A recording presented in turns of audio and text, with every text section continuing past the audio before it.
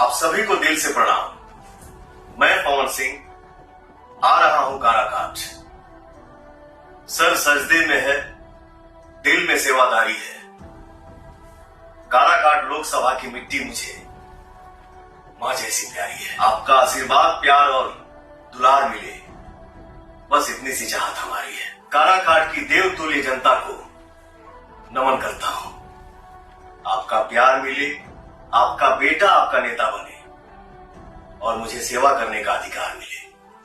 जय हिंद, जय बिहार, जय काराकाट की जनता। प्रणाम। पावर स्टार पवन सिंह कर रहे हैं काराकाट की जनता से गुहार कि मुझे ज़्यादा से ज़्यादा वोट करें। मैं निर्दलीय हूं।